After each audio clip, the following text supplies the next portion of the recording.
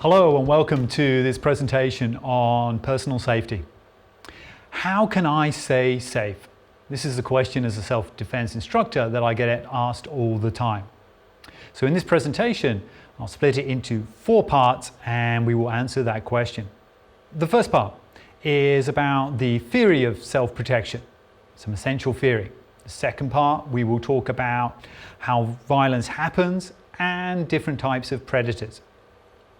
In the third part, we will give you some basic movements that you can learn and use for self-defense. And in the fourth part, we will look at some self-defense problem scenarios. So, let's start with part 1, essential self-defense theory. The first part is acceptance. We have to accept that violence is a reality in our world. And it could happen to us. Now, violence, if it happens, has severe consequences. These consequences could be physical, through injury or even death. They could be legal, as you are arrested or have to defend yourself. They could be social, and this is where you have problems with your friends or your family or your workplace for using self-defense and defending yourself. And they can be emotional, things like post-traumatic stress disorder. So some very bad consequences of a violent attack. The first thing you really need to look at is your mindset and permission. Your mindset is, of course, you will survive any attack. You also need to give yourself permission to use violence to defend yourself and others. We are conditioned by society not to use violence, and so we have to override this conditioning if we're forced to defend ourselves. We don't want to be having these discussions in our mind when we're being attacked, so it's important to get your mindset correct and also give yourself permission to defend yourself before you have to.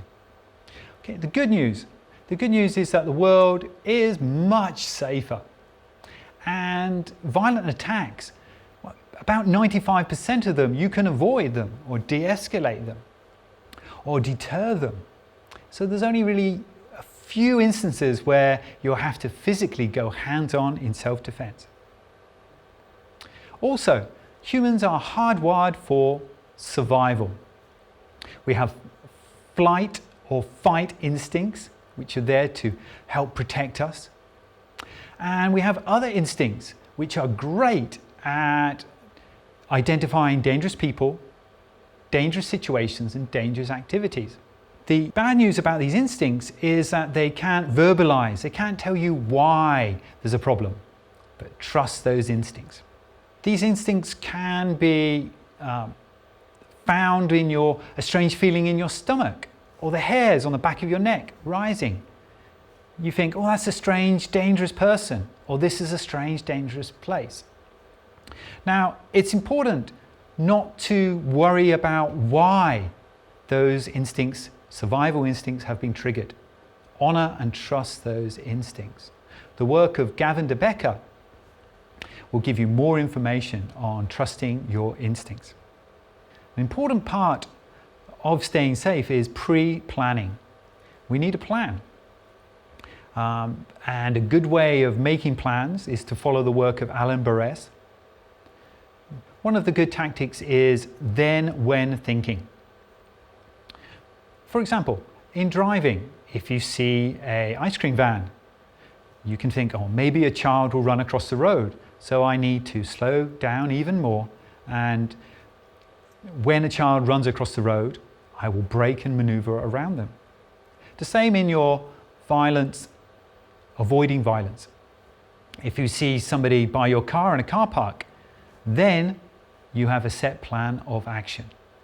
This will help you improve your awareness and reduce the time it takes to make decisions. What can we do to stay safe?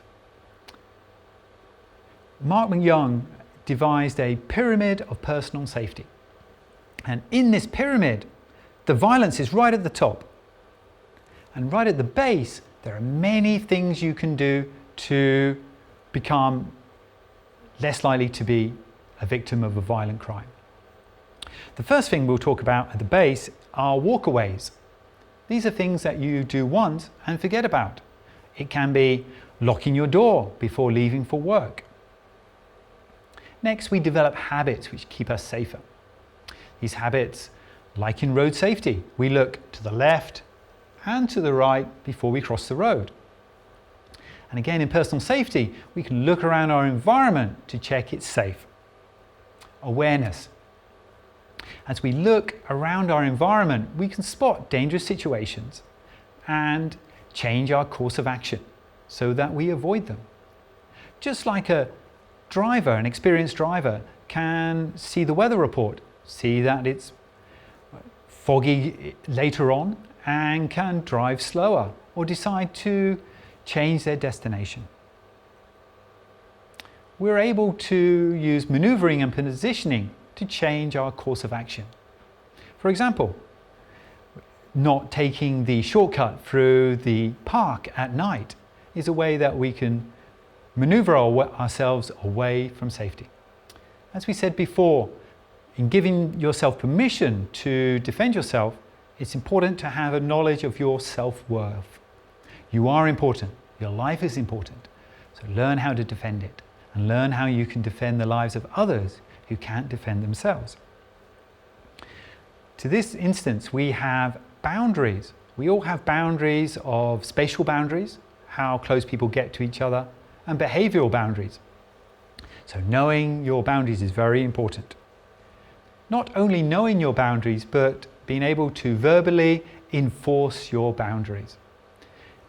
This can be done easily by identifying things that you don't want to happen and you tell people, please stop. And finally, we have physical self-defense. When these boundaries are violated and people are attacking you, we need some self-defense movements that are functional and effective. And we'll talk more about that in part 3 and 4 of the presentation. Okay, we're now going to go on to part 2, which is all about violence and predators.